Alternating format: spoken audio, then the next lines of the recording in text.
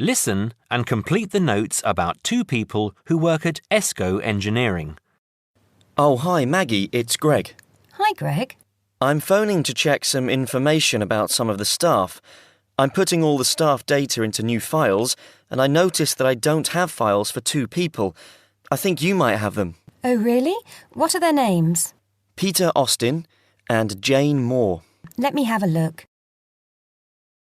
Yes, I've got them here. Shall I send them to you? No, you don't need to. Just give me the information now. I can write it on some new files. I don't really need the photos if you've got photos there. OK. Well, Peter Austin first.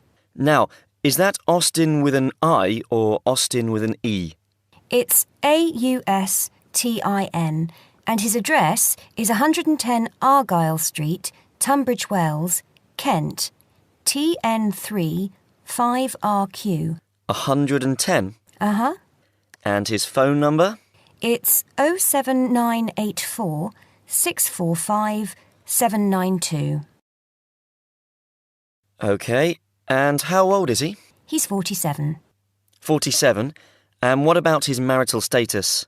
He's married. There's a note here that he has 3 children, 2 boys and a girl. OK. And finally, when did he join the company? He started with ESCO in August 2003. Thanks, Maggie. Before you hear the rest of the conversation, you have some time to look at questions 6 to 10.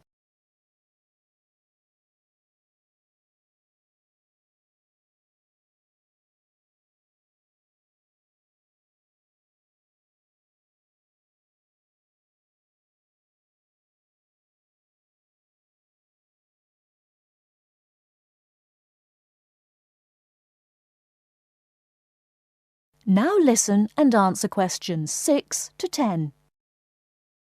Now, what about Jane? Her name's Jane Moore, that's Moore, and her address is 72 Cedar Road, Crowborough, Kent, CR3 5RQ. CR3 and what, sorry? CR3 5RQ. And how do you spell cedar? CEDAR. Her phone number is 07984 650 396. 07984 650 396. Yes. Now, she's 22 and she's single. OK. And she started with ESCO in 2005, February 2005. Right, thanks, Maggie. That's very helpful. Goodbye now. Goodbye. That is the end of part 1. You now have half a minute to check your answers.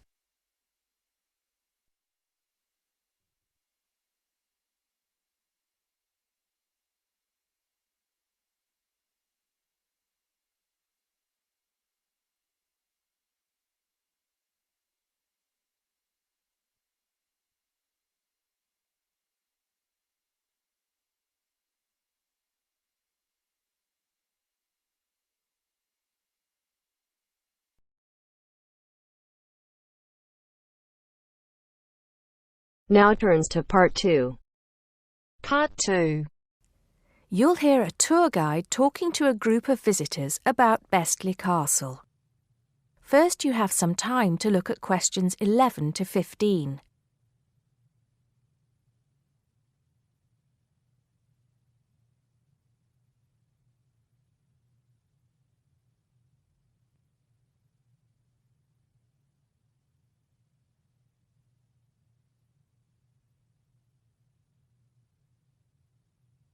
Now listen carefully and answer questions 11 to 15. Welcome to Bestley Castle.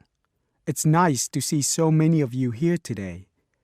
Before we go in, I'd like to tell you some information about the castle, the things to see and do, and the facilities available to you in the grounds. We'll do our best to make this a truly memorable visit. Now, the castle grounds are quite big, and we don't want you to get lost, so I'm going to give you an idea of the layout. At the moment, we are at the entrance, and immediately to our left is the Tourist Information Office. Go here if you need any questions answered. They'll be happy to help. And of course, behind the tourist office is the car park where the coach dropped you off. And it'll also pick you up from the same spot at 5 p.m. today.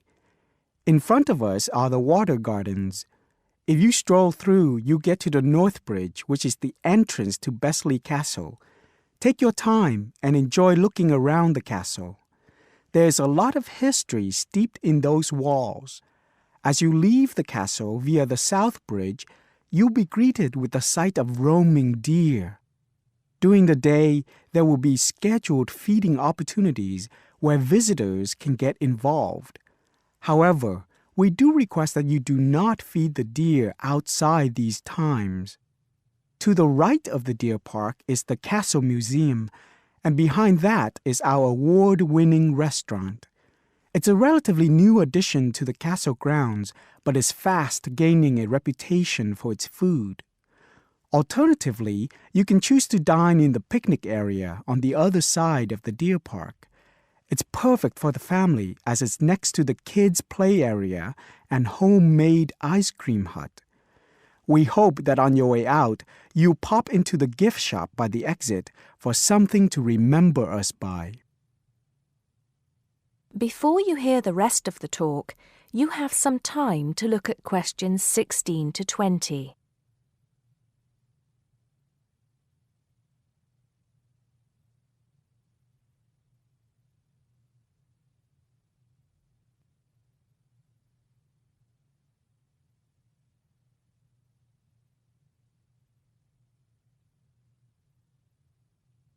Now listen and answer questions 16 to 20. Admission to the grounds is free for all. That includes the museum, gardens, and picnic area. There is an admission fee for the castle, which is £6.50 for adults, with a 10% discount for students and retired people. Children under the age of 16 pay half adult price, and under 8 go in free.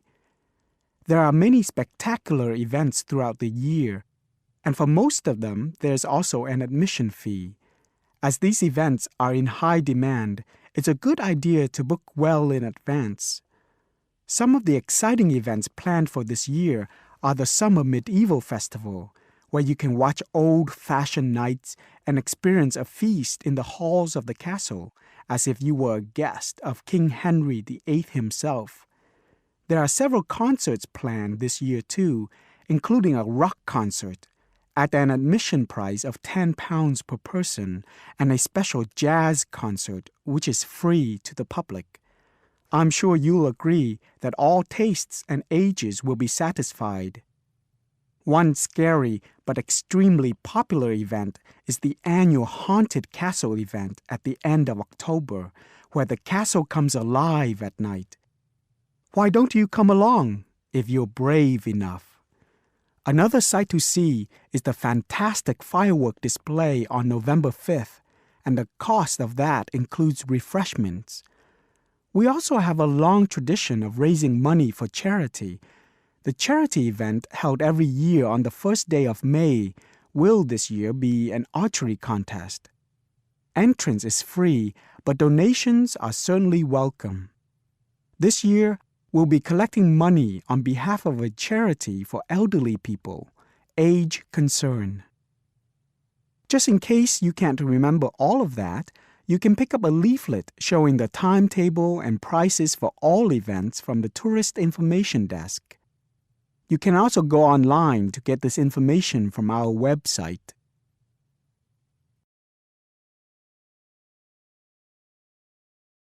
That is the end of part 2.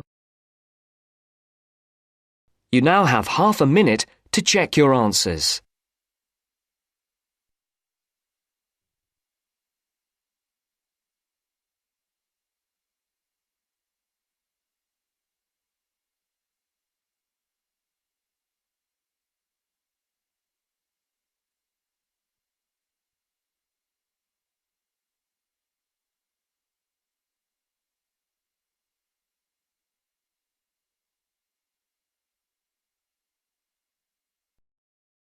Now turns to Part 3.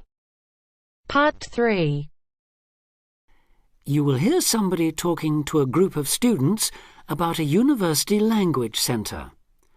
Listen carefully and answer questions 21 to 24. Listen carefully and answer questions 21 to 24. Hi, I'm Katie Shaw and I work at the University Language Centre.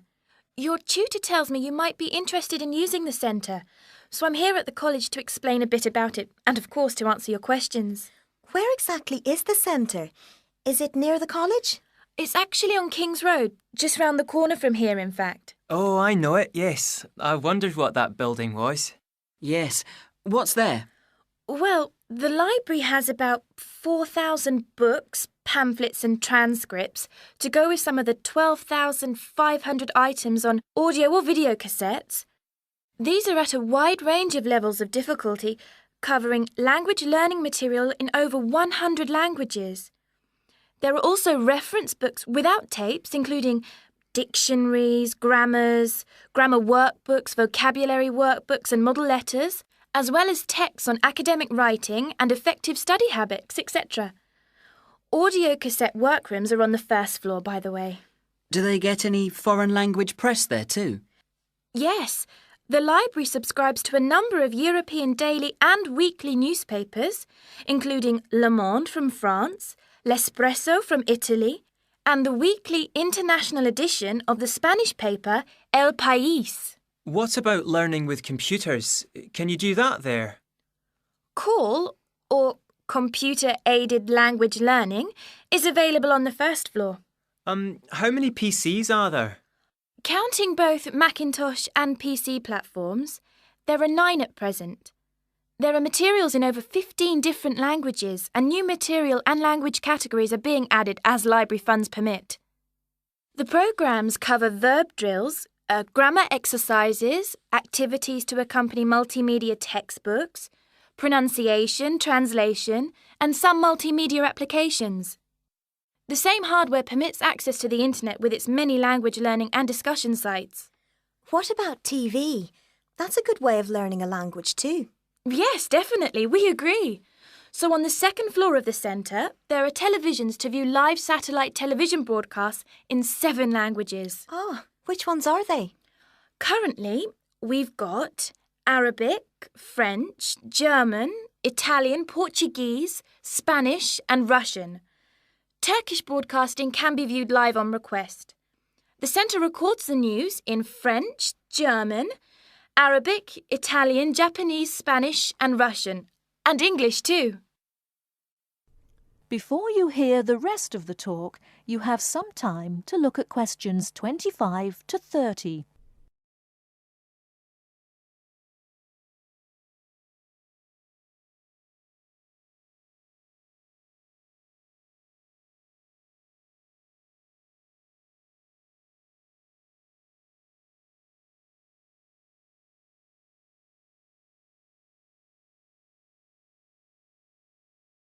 Now listen and answer questions 25 to 30.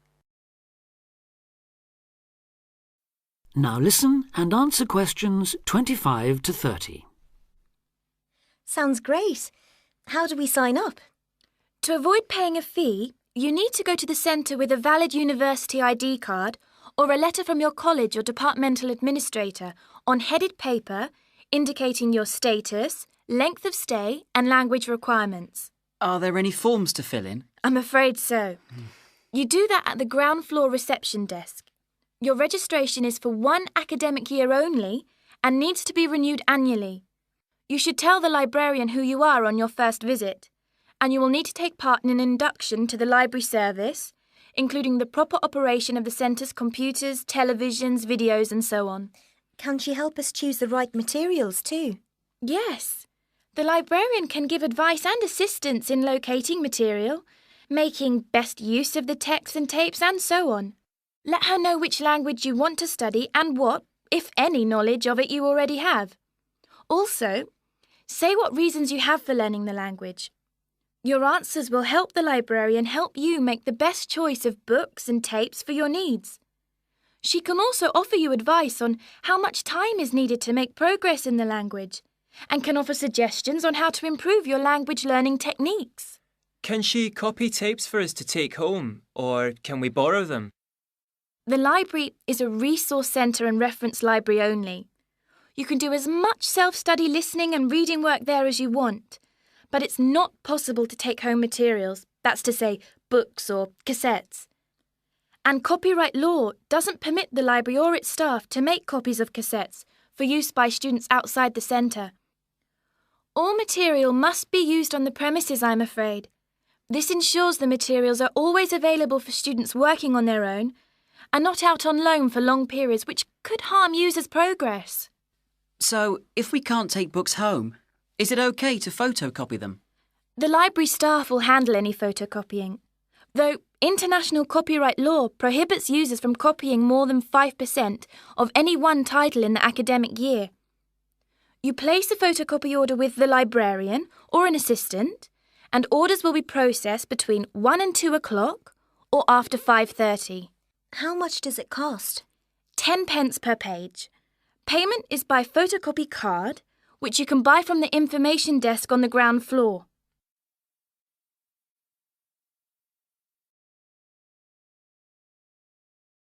That is the end of part 3. You now have half a minute to check your answers.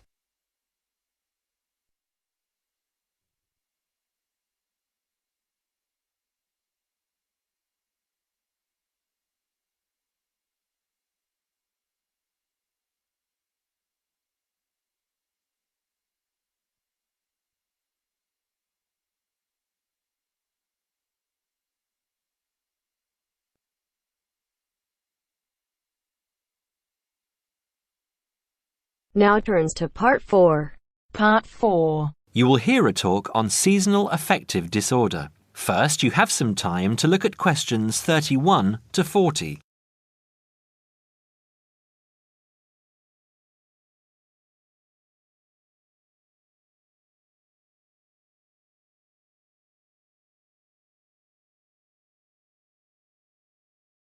Now listen carefully and answer questions 31 to 40. In the past few years, a new condition has been identified and given a name, SAD, short for Seasonal Affective Disorder. This is now recognized as a distinct kind of clinical depression, where people become depressed at the onset of winter, accompanied by a craving for sweet things, causing weight gain. Each spring and summer would then bring on almost maniacal highs and feelings of boundless energy and happiness. Experiments to combat this depression showed that increased exposure to bright light in humans could suppress their production of a darkness-related hormone called melatonin. The light needed to induce this change was about 2,000 lux, or about 4 times brighter than ordinary household lighting. It was then calculated that if bright light could suppress melatonin secretion, then it might have other effects on the brain, including the reversal of symptoms of depression. While melatonin's precise role in SAD has not been pinned down, the theory led to effective treatment. Not surprisingly, SAD affects more people where winter nights are longer and days shorter. In the UK, an estimated 500,000 adults develop full-blown SAD in winter, and twice this number suffer the milder condition called subsyndromal SAD. About 80% of sufferers improve when given light therapy, and improvement usually comes within 2 to 4 days. Scientists are still unsure why winter depression happens, but more than a decade of research has turned up some surprising findings. Nearly 80% of SAD victims are women. Researchers are uncertain why this is so. SAD can affect people at any age, but typically it begins around the age of 20 and becomes less common between 40 and 50. SAD is comparatively rare in children and adolescents, but so far researchers have been unable to come up with a logical reason for this. As many as half of SAD sufferers have at least one family member with depressive illness, suggesting that the depression has a genetic component. Some patients experience shifts in their body clocks when they're depressed in winter. They are morning people at one time of the year and become evening people at another. What is the underlying difference between SAD sufferers and others? A clue can be found in carbohydrate craving, a common symptom. People often become obsessed with chocolate, for example. Carbohydrates alter brain chemistry by increasing the level of a soothing chemical called serotonin, a neurotransmitter that carries signals between brain cells. SAD sufferers crave carbohydrates because they may need serotonin to lift their mood. This craving can be intense, in fact, an addiction. It may be that the serotonin system of the brain has problems regulating itself during the winter. Some SAD sufferers respond well to the drug Prozac, thought to influence the brain's serotonin-using system. Other brain chemicals and hormones probably play a role in winter depression. Another neurotransmitter, dopamine, for example, may be inadequate in certain cases. Researchers hope to uncover clues to SAD's secret by probing similarities between SAD and hibernation. Though no valid link between the two has been established, some SAD patients say they feel like hibernating animals. SAD sufferers tend to put on fat in autumn and early winter, roughly the time when such hibernators as bears and squirrels do. That is the end of part 4. You now have half a minute to check your answers.